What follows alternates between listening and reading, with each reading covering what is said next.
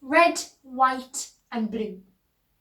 Hell, the battlefield, gunfire, shrapnel, explosions.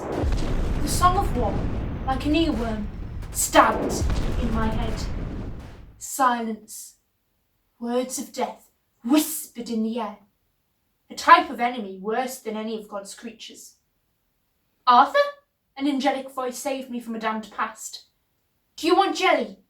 The bunting, strung between coal sheds, paved the back streets with colour.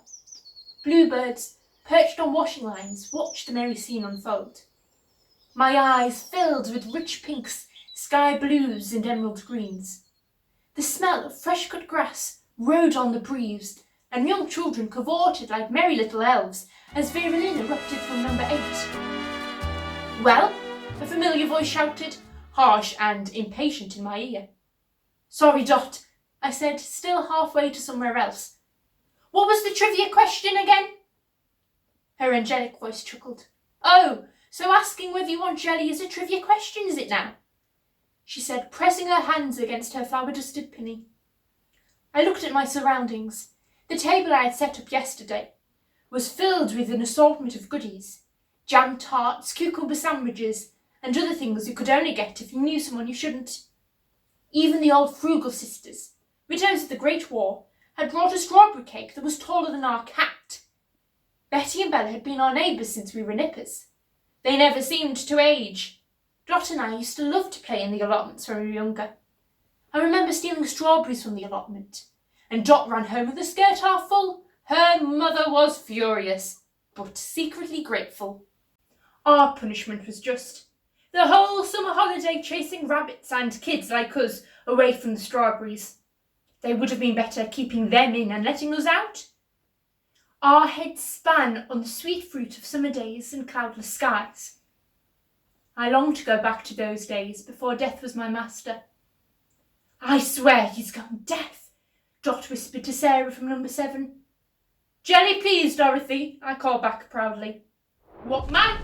Said the sergeant. Nothing, sir. War's not over yet, Private.